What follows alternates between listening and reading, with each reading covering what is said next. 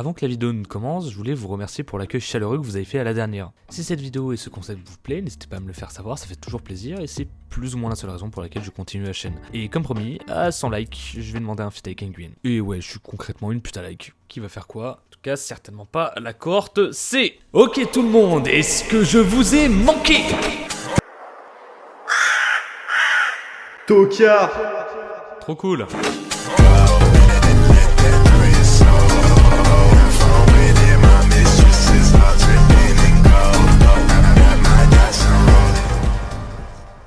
Bonjour à toutes et à tous et bienvenue dans l'explication complète du QCM 9 qui porte sur les moments cinétiques et dynamiques ainsi que sur le TMC. Et on y va tout de suite. Cas numéro 1...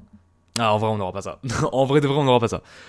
Pour le premier cas, c'est une application directe du moment dynamique. Le moment dynamique est égal à la somme des moments des forces appliquées à un point. Mais d'abord, c'est quoi le moment dynamique? Le moment dynamique mesure à quel point un objet en rotation est difficile à arrêter ou à changer de vitesse de rotation. C'est une quantité importante en physique utilisée dans de nombreux domaines tels que la mécanique classique, la dynamique des fluides et l'astronomie. C'est ChatGPT.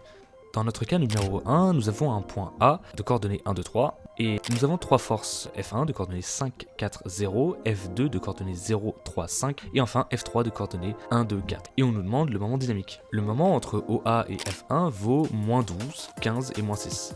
Celui entre OA et F2 vaut 1, moins 5 et 3. Et enfin celui entre OA et F3 vaut 2, moins 1 et 0. Tous ces calculs sont faits par application du produit vectoriel entre OA et les forces, et la somme de ces dernières nous donne le moment dynamique de coordonnées moins 9, 9 et moins 3. Mais en vrai, vu la gueule de l'exo, on n'aura pas ça. Cas numéro 2... El cosmonaute que bien est amoureux. Putain, faut peut-être que je dorme un jour. Un cosmonaute évolue dans l'espace, sa masse totale, corps du cosmonaute plus scaphandre plus masse totale du gaz d'éjection est de 100 kg.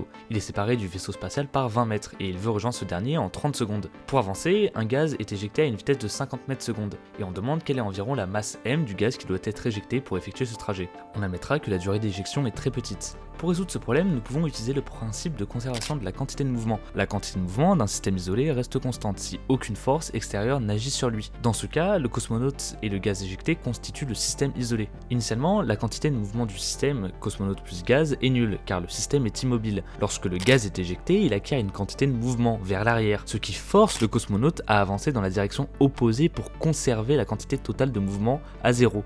La quantité de mouvement sigma d'une particule est donnée par sigma qui est égal à m fois v, où m est la masse de la particule et v la vitesse de cette dernière. La quantité de mouvement finale du système est la somme des quantités de mouvement du cosmonaute et du gaz, et elle doit être nulle car le système revient à un état de repos lorsqu'il atteint le vaisseau spatial. La vitesse du cosmonaute dépend alors de la quantité de mouvement du gaz éjecté. La masse initiale du cosmonaute et de son équipement est de 100 kg, et la quantité de mouvement finale est donc égale à la masse du cosmonaute fois sa vitesse, plus la masse de gaz fois la vitesse du gaz. Et on a vu qu'au final, cette dernière devait être nulle, donc on a l'équation masse cosmonaute plus v cosmonaute plus m gaz fois v gaz qui doit être égal à 0. Là, c'est déjà un peu plus facile d'y voir quelque chose, car il ne nous reste plus qu'à résoudre. Seulement problème, obstacle, pépin, souci, anomalie, cohorte C ou pardon, ma langue à fourcher, au premier abord, toutes ces valeurs sont positives. Sauf que non, rappelons que le gaz s'échappe dans le sens opposé au déplacement du cosmonaute, selon l'axe I, et par conséquent que la vitesse de ce dernier est vue comme négative dans notre problème. En réarrangeant, on retombe alors sur cette expression qui nous amène à cette application numérique. Cas numéro 3. Oh non, pas encore ça. Bon, on considère un puits et le système S constitué d'un cylindre sur lequel s'enroule de la corde, de masse négligeable, tenant le seau solidaire de la manivelle pour remonter le seau.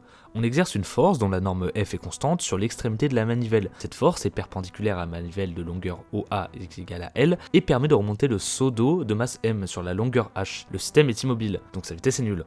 On nous donne L qui est égal à 45 cm, F qui est égal à 50 N, le rayon du cylindre qui vaut 20 cm, θ 28 degrés, et enfin G qui est égal à 10 mètres secondes carrés. Alors, je vais essayer d'expliquer au mieux ce cas, mais je suis pas prof de méca point, et je pense que ça s'est vu, donc si vous ne comprenez pas, je suis vraiment désolé. Nous sommes dans un référentiel galiléen, et dans ce dernier, on peut calculer le moment dynamique au point A.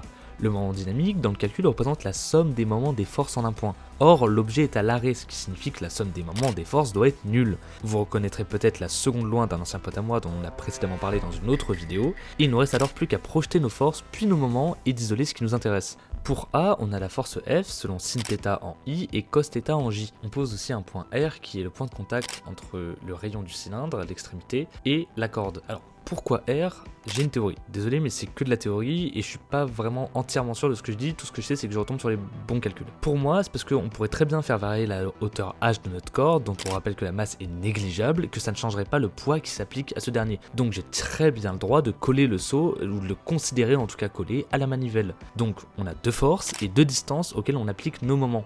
On trouve alors en calculant deux moments selon K, qui, on le rappelle, doivent se compenser. Ce qui nous ramène à cette égalité qui se résout assez facilement et sur laquelle, quand on déroule, on a M qui est égal à L fois F, le tout sur R fois G. Ce qui nous donne une masse de 11,25 kg comme donné dans le QCM. Bordel. Cas numéro 4. Soit un électron ayant une trajectoire circulaire autour d'un noyau d'un atome. On donne le rayon de sa trajectoire, sa fréquence et sa masse. Et on nous demande de calculer le moment cinétique de l'électron par rapport au centre du noyau. Alors là, pas de panique, il n'y a rien de vraiment complexe. La formule du moment cinétique, on la connaît. Pour rappel, la voici. Il nous faut juste AM et calculer V. AM, c'est tout simplement le rayon du noyau autour duquel gravite l'électron. Pour la vitesse, il nous suffit de faire la distance sur le temps. La distance que parcourt l'électron par période, c'est la circonférence du noyau, notée comme pour un cercle 2πr. Pour la période, c'est l'inverse de notre fréquence. On a alors notre moment dynamique sigma qui est égal à AM fois M fois 2πr sur 1 sur 1 sur F. On applique le tout et on trouve enfin 1,38 fois 10 puissance moins 34 unités SI. Cas numéro 5. Mathias. On observe un golemon, je voulais dire Mathias, qui en plus d'être bordelais a entre 6 et 8 ans d'âge mental, à croire qu'il y a corrélation, mais bref, tout le monde a le droit de dire chocolatine si vous préférez vous bavez dessus. Il est représenté dans le cas ci-contre. Un enfant, que l'on assimilera à un point matériel M comme Mathias, de masse M, glisse sur un toboggan décrivant une trajectoire circulaire de rayon R. L'enfant, initialement en A, se laisse glisser jusqu'au point B. On supposera le référentiel terrestre galiléen R avec le centre O et les axes IJK, et les frottements qui sont négligeables comme la cohorte C, avec R qui est égal à 2,5 mètres, M qui est égal à 40 kg, θ qui vaut 20 degrés, et θB qui vaut 90 degrés même si on s'en sert pas. G vaut 10 mètres secondes carrés dans ce cas-là. On nous demande de calculer lorsque l'enfant se trouve à la position d'angle θ, le moment dynamique. Pour rappel, le moment dynamique c'est la somme des moments en un point donné. Ici c'est quand Mathias, l'enfant, se trouve à l'angle θ. Nous sommes chanceux car il ne subit comme force que le poids. Or, le poids du petit cerveau de Mathias, on le connaît, c'est mg. Il nous suffit ensuite de déterminer AM, la distance entre le centre de notre repère et l'enfant, pour calculer le moment dynamique. AM en I, c'est R cos θ et en J, R sin θ. Le poids P est mg selon J. Et oui, ici il est positif car J est tourné vers le bas. En appliquant un produit vectoriel entre AM et P, on trouve alors une seule composante selon Z, qui est 940 unités SI. On espère alors avec toute notre bienveillance et gentillesse qu'il y aura assez de vitesse dans ce toboggan pour que tu te casses allègrement la gueule, Mathias.